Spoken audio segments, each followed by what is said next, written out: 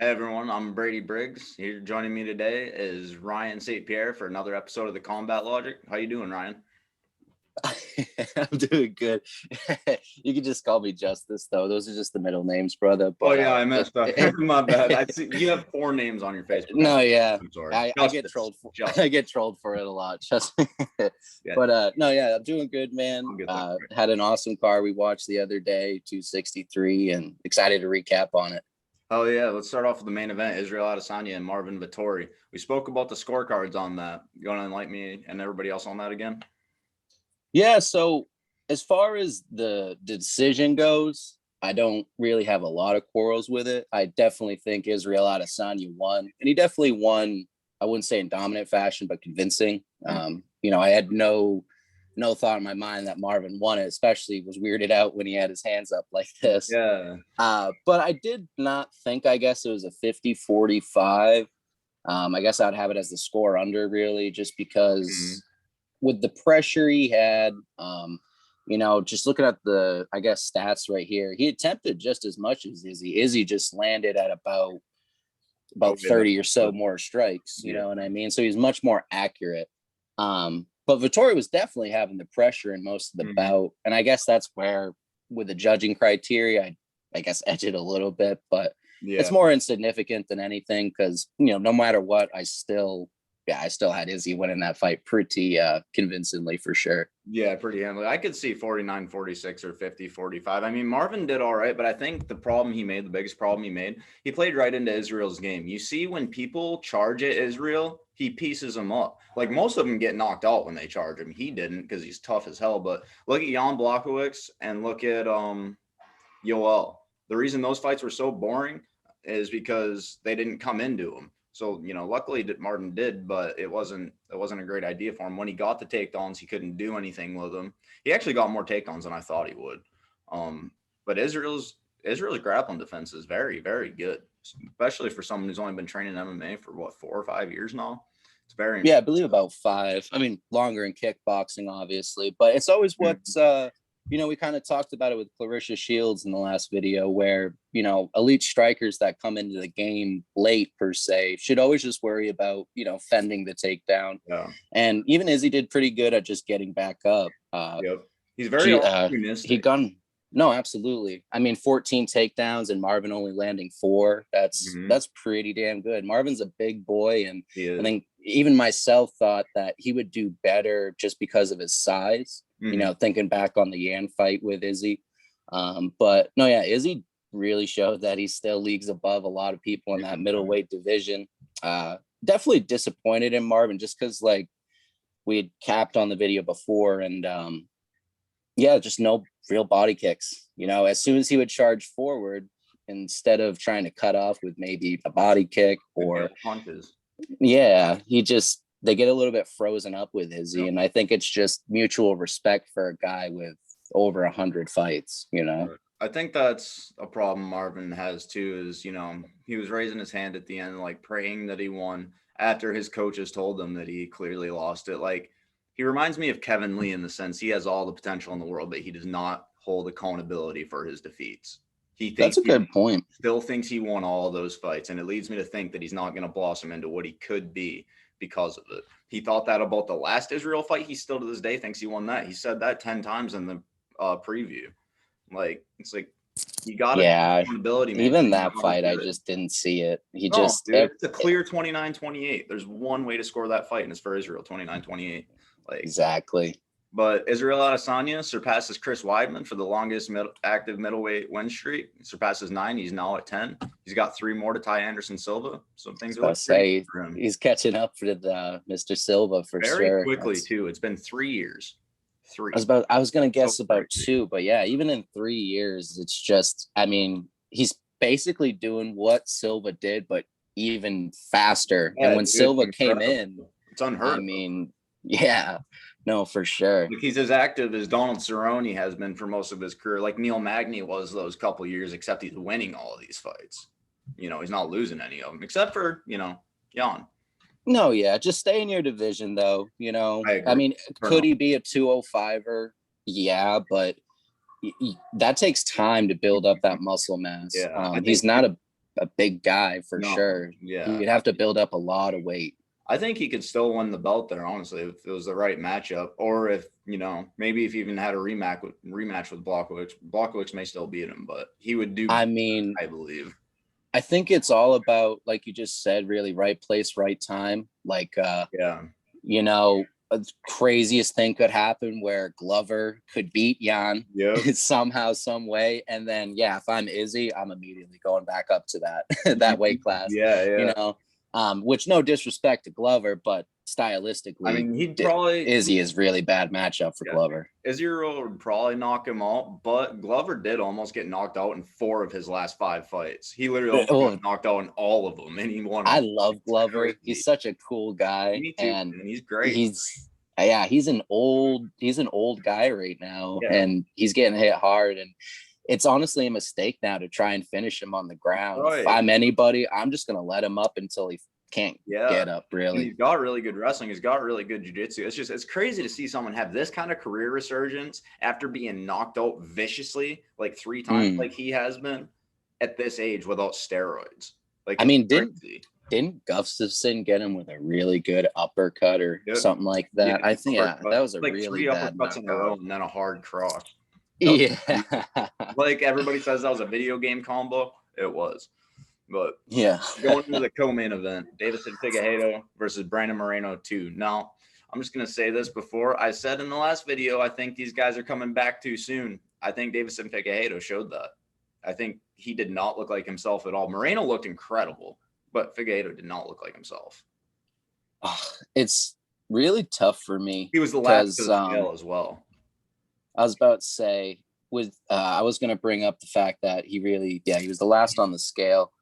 He's always been a big guy for that division for sure. Mm-hmm. I think Figueiredo did everything really good. Moreno just somehow did it better. No, Moreno was on fire, man. I just think no matter after watching that fight anyways, because I believe I even had Deiveson before the bout happened. Mm-hmm.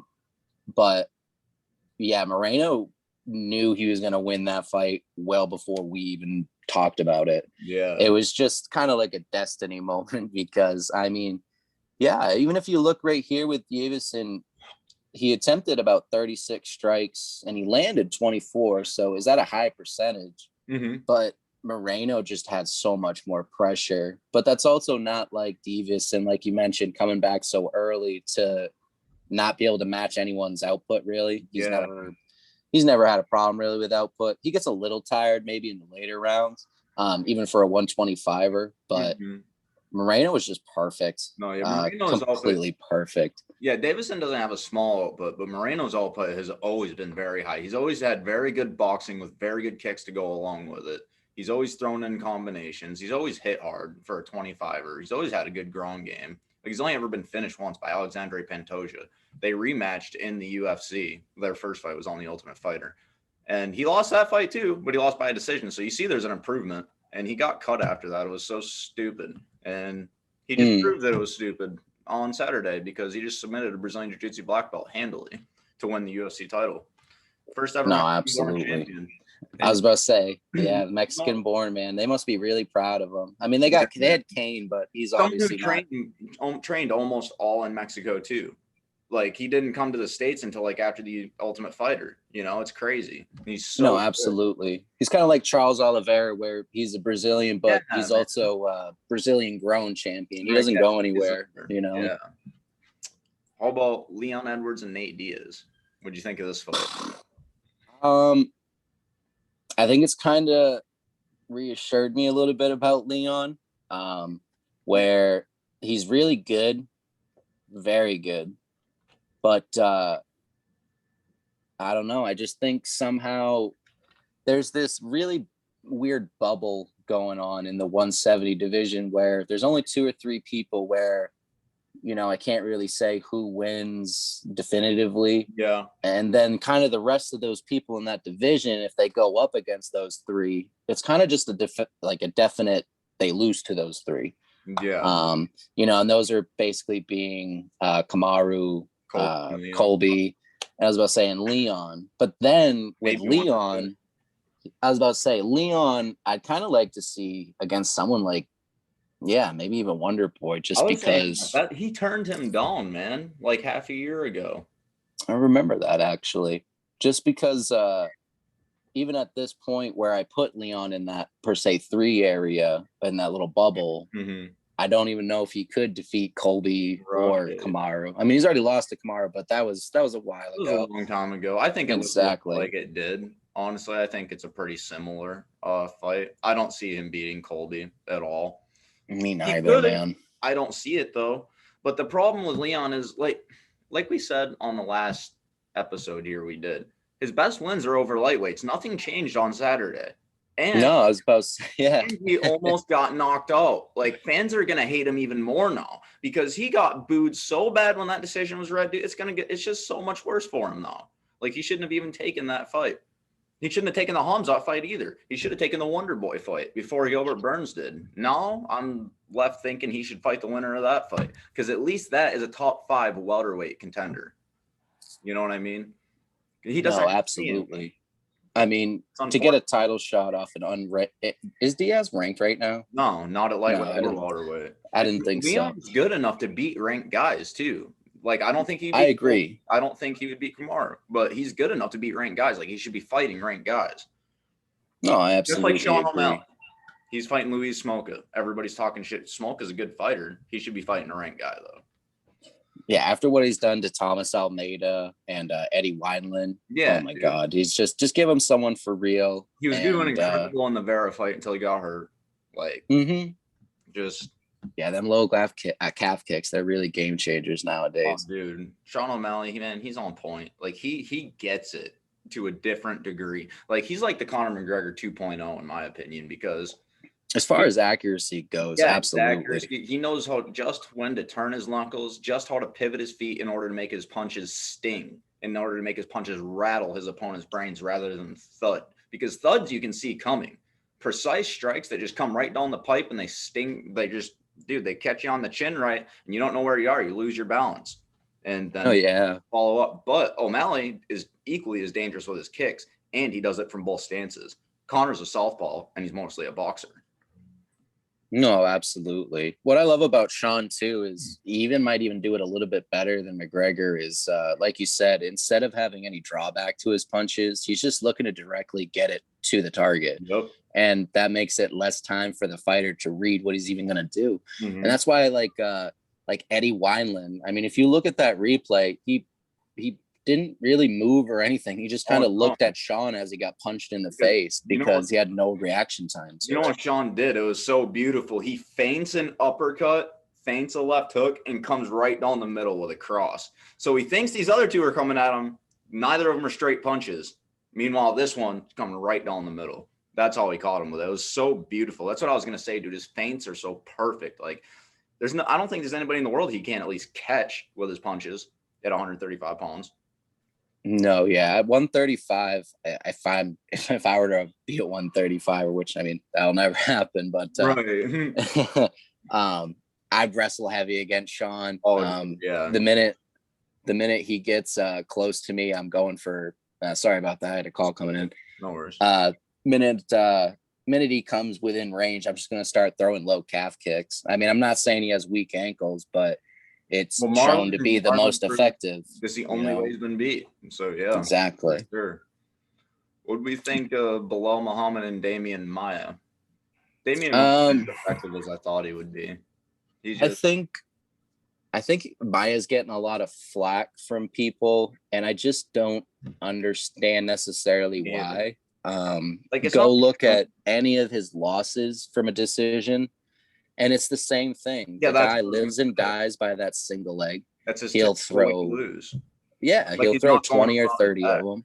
He's still tough as hell. He's 43 and he's still not getting knocked out. You know, like Gilbert absolutely TKO'd him, but that was honestly some people thought that was an early stoppage. I thought it was good, but I remember a lot of people saying that as well, actually. Paul Craig. But sorry, you going?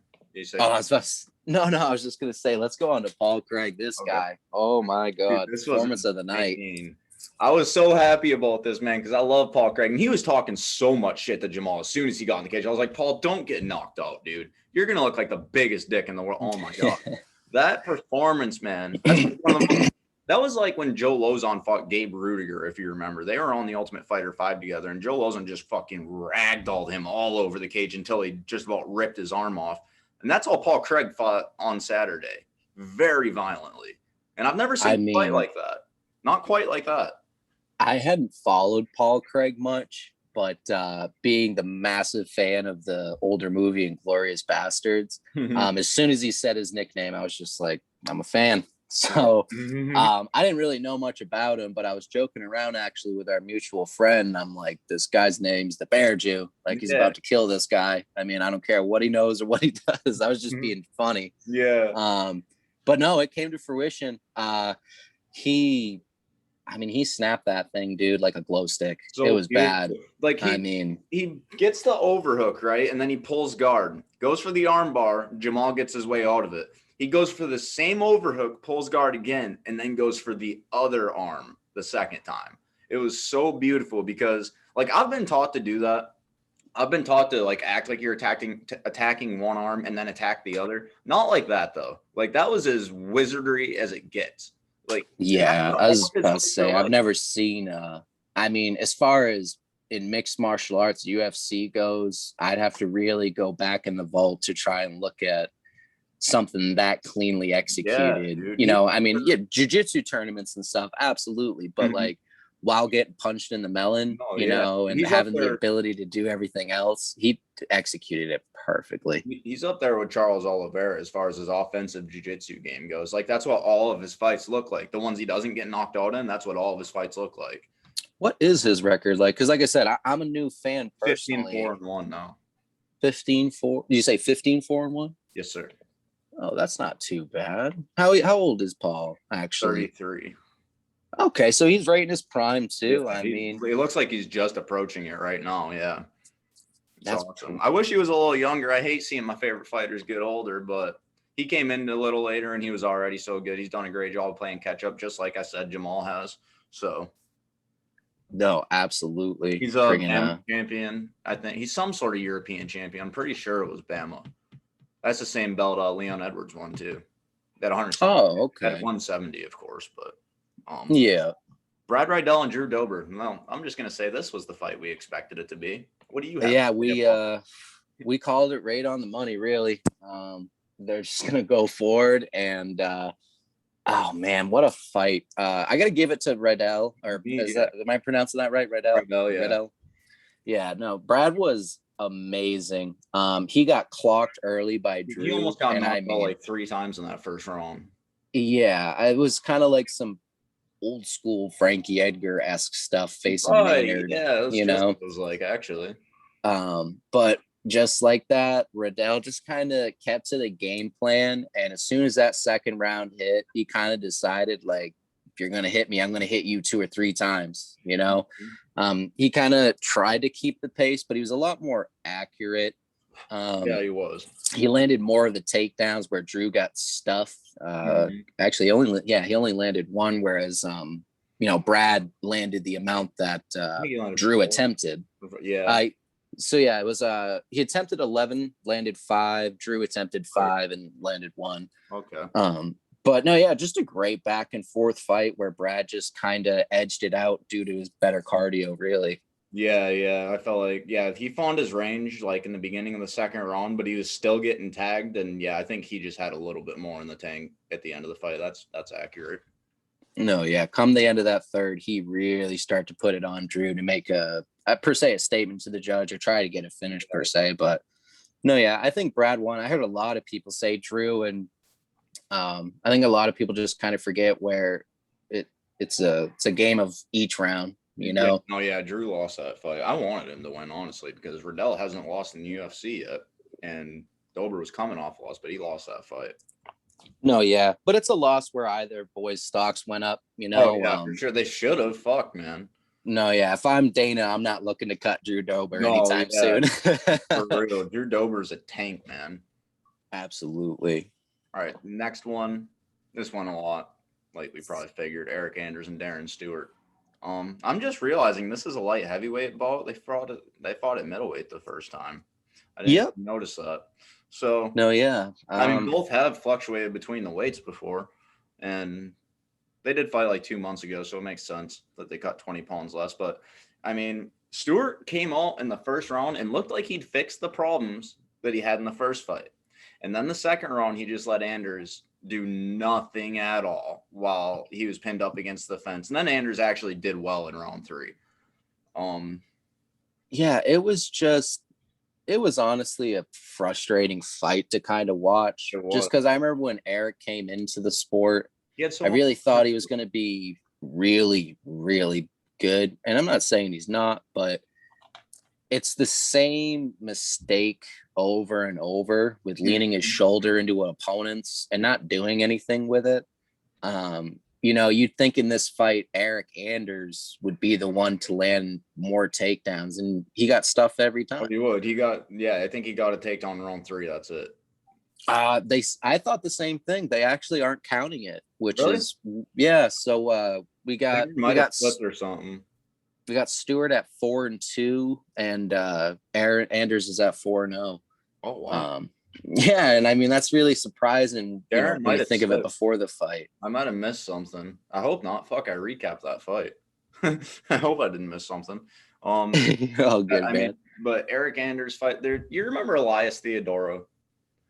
I do, actually. Yes. It's not like watching him. If you've seen one of his fights, you've seen all of them. Because Elias, all he would ever do is throw fucking head kicks from 10 feet away, throw jab crosses that he knew would never land. He'd land about 10, 20 strikes a fight and win a decision. Based on just kind of like output. Yeah, it's like that with Eric Anders, except all he does is use his size and try and bull rush his opponent. Like, if you've seen one of them, you've seen all of them, and like not in a good way. I try not to talk shit about fighters, I really do, but it's like I have to call what I see, man. I have to, and it's just no, absolutely. I never give a fighter, let's say, any criticism really for how they win, but it goes hand in hand most of the time when you hear a fighter complain about how they're paid. Yeah. And this is prize fighting. And while I love grappling, I like good grappling. Yeah. I don't like stagnant. No one likes to, I don't care who you are. You can't sit there and be like watching something stagnant and nothing happen is fun. Yeah. Lay on because you're bigger than them. So like, me as a fan and most fans, I would say, aren't going to buy that. And if no one buys that, you really can't complain about how you fight or per se defend against it. Because, if Anders isn't a guy really that complains about money, or anything like that. But I think it goes hand in hand a lot of times for sure. Yeah.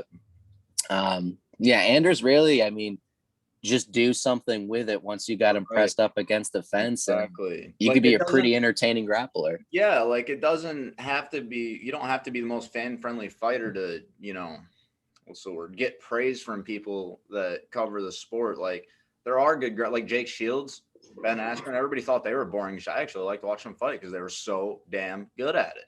Like, no, absolutely. Askren was pretty fun to watch. I always liked watching him just because he just never could strike in his life. Oh. I mean, never could. We watched a YouTuber knock him out. Some say it's fake.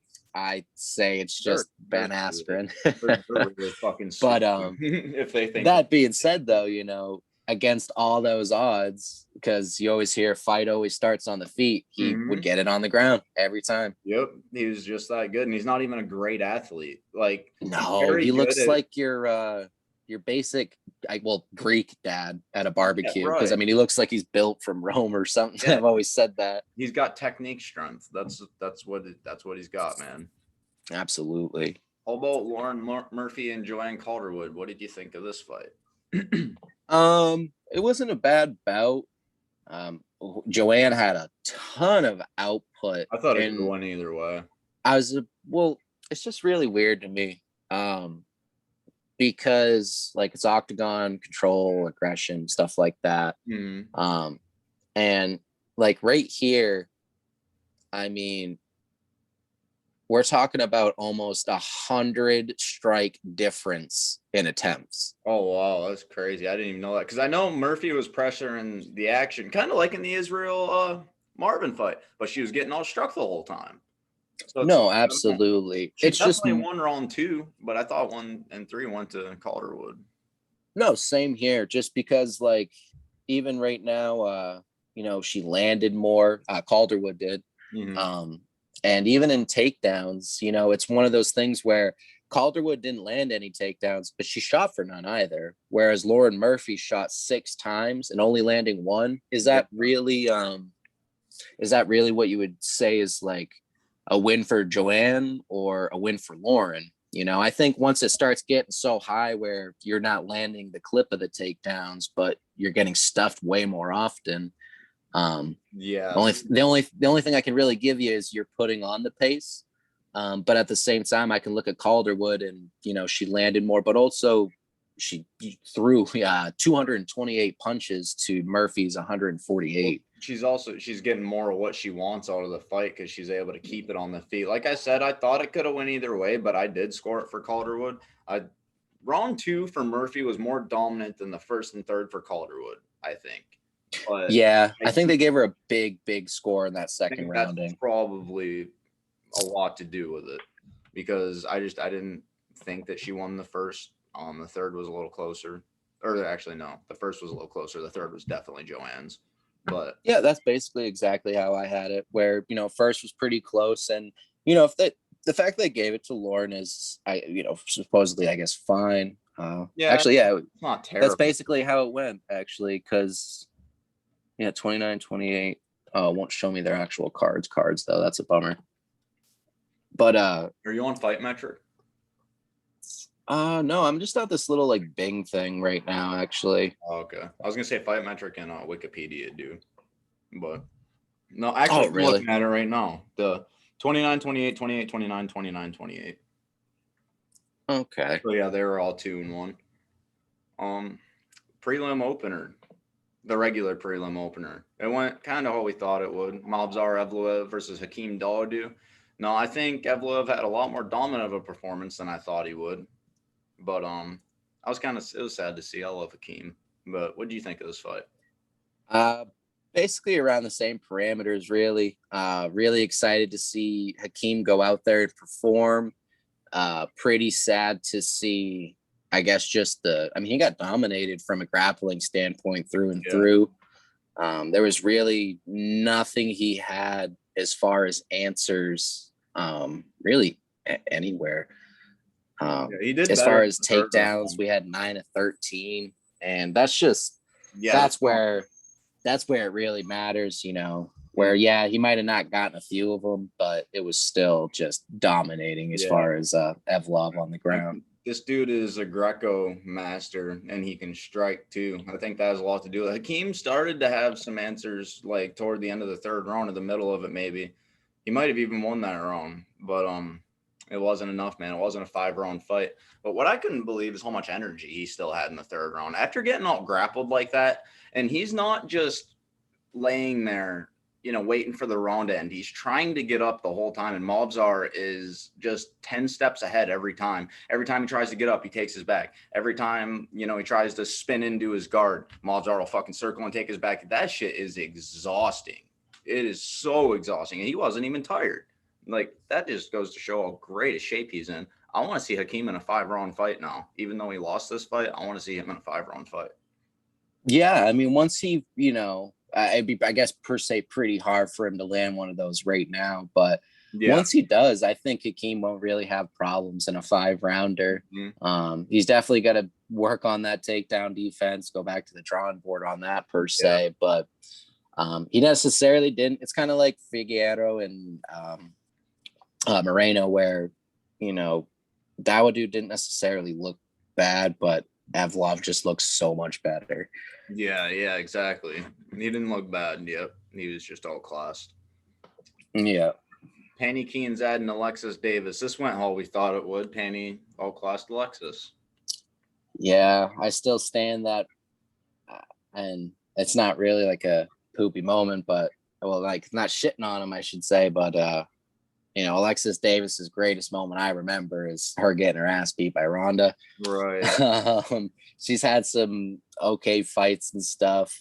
She's obviously got some wins under her belt, but I think she was brought into the UFC kind of just as like a thing to fight Ronda. Because they were now she's kind of just around still.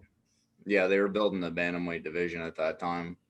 Yeah, and she was one of the first few fresh faces on, the roster. So hats off to her for still being here. Sure. Yeah. Ronda's long gone and she's still here, for instance. Right. Most of the people she was around with are gone. Tate, everybody really. Tate's coming back. She's fighting Marianne Hanaud. Oh my God, is she coming back? Really? Yeah. Marianne's on a 4-fight losing streak, so that's good. I was about to say, yeah, definitely giving Misha a good fight to start off with. Hats off to her, man. She was fun to watch. Yeah, dude, she's so gorgeous, dude. But after she lost the belt to Amanda, she lost to Raquel Pennington, who was like 6-6 or something. And I think after that, she was just like, I don't need to fight anymore. If I'm losing, when Raquel is a good fighter, but she's not the most technical. When you're really durable, and she's got a gas tank. And she lost to her. So I'm pretty sure that's why she retired. But this would be a good fight to come back to. No, absolutely. And yeah, I mean, overall, it was basically no quarrel with the judges. I had it about 30-27, maybe. About 30-27. It's the only way I'm really going to be scoring that about. Yeah. But, hats off to both ladies, and hopefully better things in the future for Alexis. I don't really know who I'd put her up against, or I don't even know how much she's got left on her fight contract right now. Me either. That's a good question, actually, because she probably, I think it's about time for her to retire, man. I mean, how old is Alexis? She's going to be up there in age, man. So, I thought she was maybe 38 or so. Yeah, she's 36 though. Yeah, 36. 20 wins, 11 losses. That's like Nate's record, really. Yeah, it's so crazy on how opportunity just changes everything. You know what I mean? Dude. It really is. This next one, Terrence McKinney gets a 7-second KO over Matt Frevola, who's durable as hell. He has been knocked out once before, but he's durable as hell. And he didn't get a performance of the night bonus for his UFC debut, a 7-second KO. Does that not speak to how great the fights were on Saturday? I mean, I think it makes it definitely where the fights were really good, especially the latter half where that main card was. Yeah, man.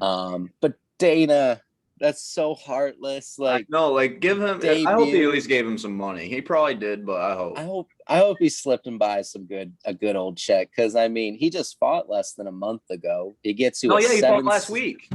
Yeah, he gets you a 7-second KO on your early prelims. Someone who's fought UFC like 5 times before he KOs.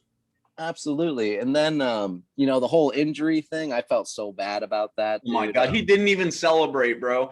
It wasn't even, I was like, why did he do that? What a moron. Then I watched the replay. I'm like, he didn't even do anything wrong. No, he just hopped off the cage and somehow, I don't even know what he did for as far as an injury yet. I haven't really looked for an update, but I just hope he's okay, because it didn't look like he couldn't even feeling too good on it. I've seen people get their, Tony Ferguson, for instance, got his knee tore apart by Beneil Dariush, and he was still walking. Terrence was hopping around until he went to the back.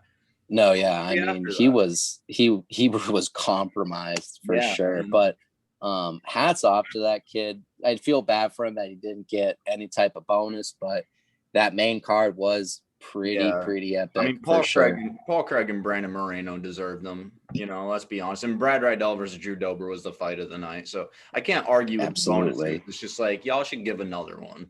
Yeah, give it 2 bonuses, Dana. Come on, you got the money. That's the friggin' night at the casino for Dana. All right, Steven Peterson and Chase Hooper. No, when I ask you to predict these fights, I'm gonna start predicting them too. Because this is easy to say no, but I was picking Peterson to win this fight, and I didn't say it. So, because he's lost 9 times, but he'd never been submitted before. And he's got decent striking. He's not a great striker, but I figured it would be better than Hooper's, and that's pretty much what the fight showcased. What do you think of this fight? I think I hope Chase just takes some time off. That's what because he's just a kid, dude. We're Yeah. we're both older than him. You know Yeah, what I mean? And we're still very, very young. Um, exactly. and to be 21 years old trying to fight a guy like Steven Peterson, it's Yeah, he's a grown ass man. He's like 32 years old. And he's yeah, already I beat mean, grown ass men before. He's beat 30 somethings before. Like, yeah, it's not like Steven was a fresh face or anything like that. Like you said, like this is a grown ass man with 28 professional fights. yeah. You know what I mean? He's pretty well rounded. Hmm. He's very well rounded. He's got 5 knockouts, 8 subs, 6 decisions. He knows how to win a fight anyway. Yeah, And exactly. that's kind of what he showed. I'll give it to Hoop. He's tough, He man. did good. He He don't took look some like he's shots where he didn't even react to it. It was yeah. just so weird. I mean, it's like his whole head would fly back, and it was Hmm. bad because his fro goes forward, Yep. and he'd just kind of sit there with just a Dude, straight face. it's crazy. He doesn't look like someone who's tough, but he is like a straight up Diaz with his toughness. Like, Oh, it's absolutely. He crazy. will take that beating every day. He looks like But, someone you can just melt through and you can't.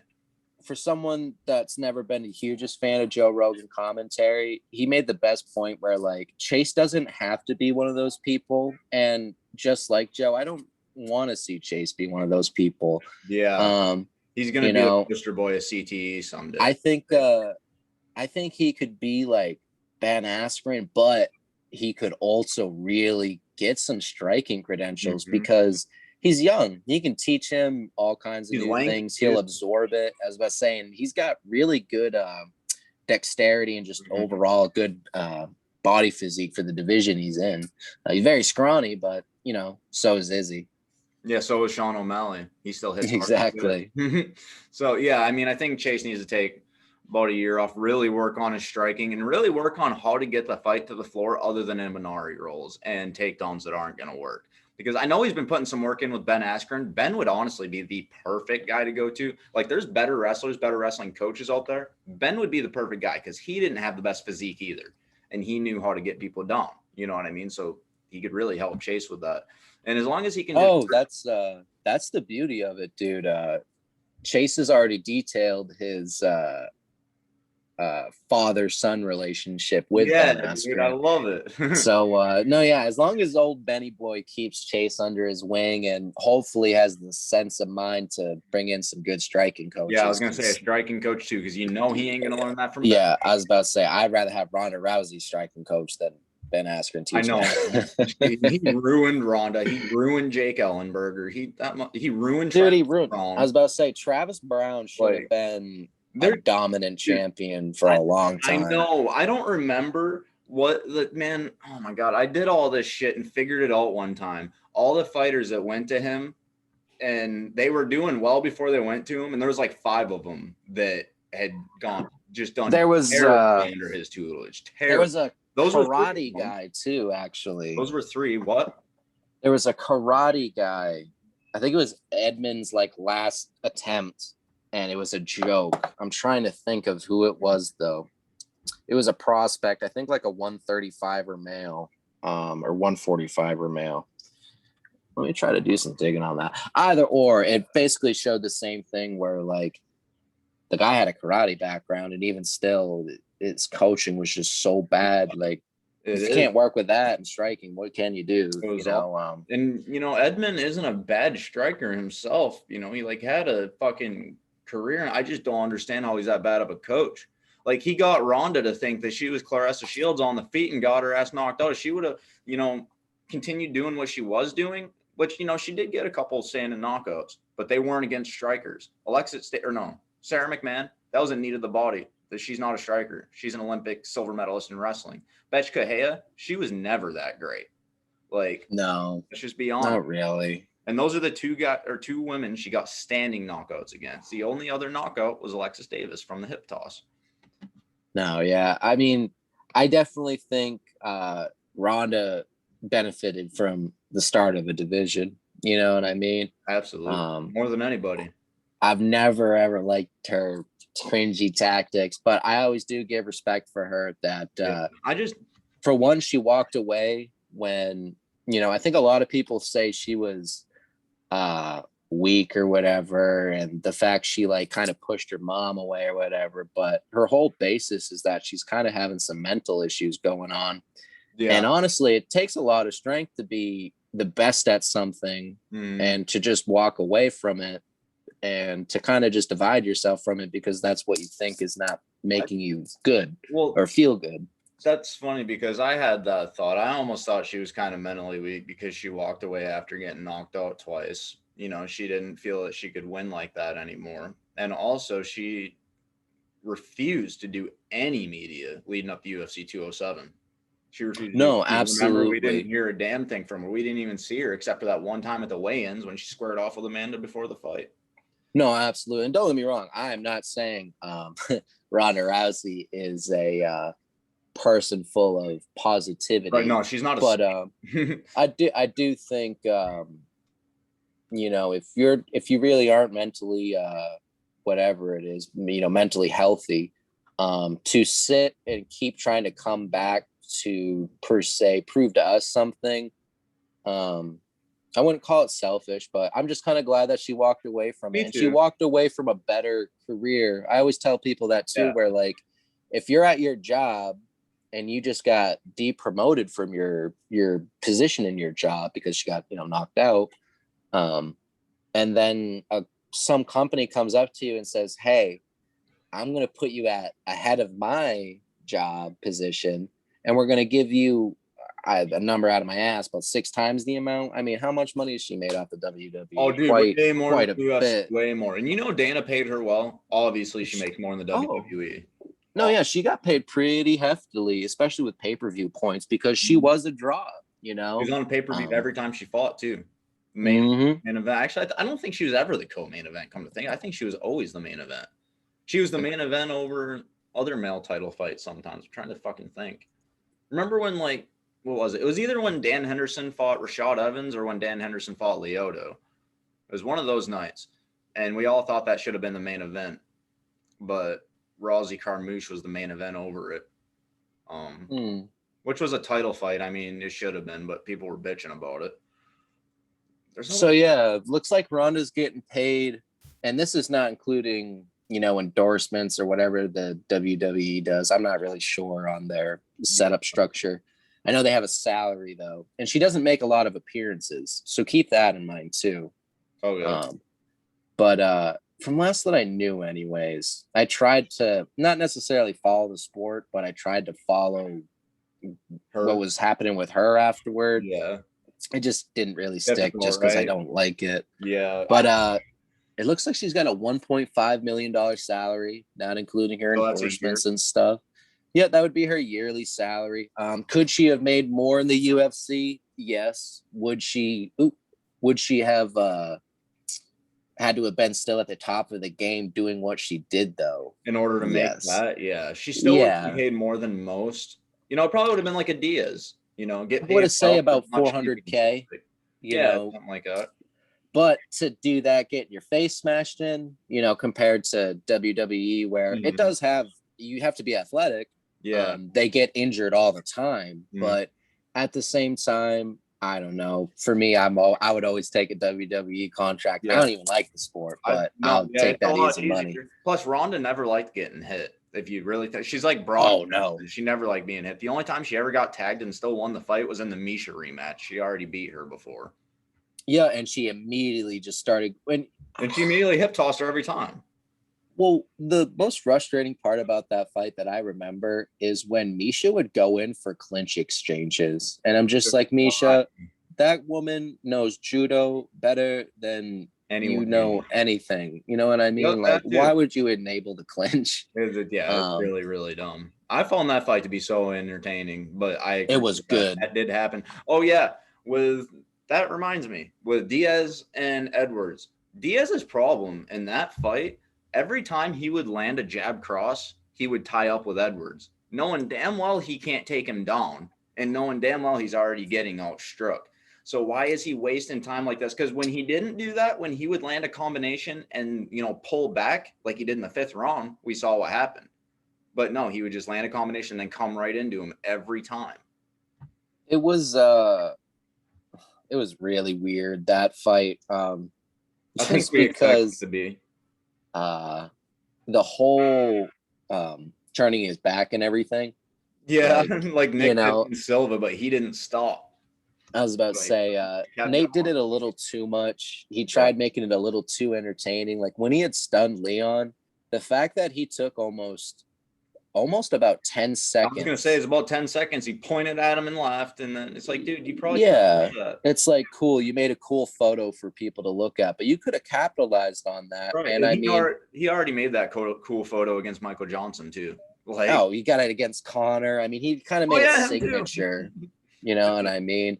But use that 10 seconds. I mean, I'm not saying it would have happened, but it's a what if. Very well could have. If it did happen, you know, that's Nate Diaz beating number 3. Is he going to get a title shot? And that's another thing about how Leon's going to get more hurt. Not only did he almost get knocked out by a lightweight, he almost got knocked out by Nate Diaz, someone who has never hit hard before. But what I know in this fight, Nate was actually throwing a lot harder than I ever remember. He was definitely trying to land some, I guess what you would call like Nate Diaz bangers. But like you just said, the only time I've ever seen him like really make someone look like, oh, that punch hurt is Conor McGregor when he's exhausted, you know. He pieced up Michael Johnson, but it took a lot of punches, you know. He's always a flurry and volume guy. Yep, always has been. All right, the last two, I got to go to work in about 5 minutes here. So Faraziem beat Luigi Vendramin, used his great kickboxing. That was a lot of fun to watch. And Carlos Felipe versus Jake Collier. What do you think of this one? You know, split decision. I thought Carlos just kind of did a little bit more as far as pressure. Oh, he definitely won that fight. I was about to say, I don't really have any quarrels with the decision. I don't know. The heavyweight division's been that division, man, where I don't know. It just needs more of something. Yeah. And I think a lot of heavyweight athletes are always going to basketball and football. Well, I think that's finally starting to change. A little bit. I mean, we got like not Jonathan Reyes. Oh my God. Dominic Reyes. Yeah. We got Dominic Reyes, but he was a D3. I won't call him a reject, but he didn't make the cut for like D3 position. Well, he's a light heavyweight too. Yeah, and I was about to say with heavyweights, we have Greg Hardy. Yep. I was super happy to see that. Hardy, I don't know, like I guess for me when I think of like what we could have for heavyweights, I think of like Aaron Donald. You know what I mean? Like, just imagine if someone like that tried fighting. Beast football players or something. Yeah. Yeah, the type of anomalies where we'll never get him just because of money. You know what I mean? Yeah. We could never pay Aaron Donald anything close to what he'd want per fight, per minute, for Christ's sake. Most people don't want to get hit in their face. Most people don't want to hurt other people. You know, we got those, like, just imagine if we had an anomaly athlete from football per se, or basketball, like, I mean, obviously wrong time for the era, but like, you know, you got like the Wilt Chamberlains or some 7-foot guys that could bench press more than Aaron Donald, actually. You know, those are just things that interest me, like what would have happened. Right. Dude, if we had an MMA time machine, that's what I wish too. Like, oh man. Yeah, that'd be a cool like cartoon series. Go back in time and pick up famous characters to fight. Celebrity Deathmatch, that old MTV show. Remember that? Yeah, that was a funny show, dude. Fuck yeah, let's do it, man. All right, so we're gonna gear up for UFC. What is it? God damn it! It's Chan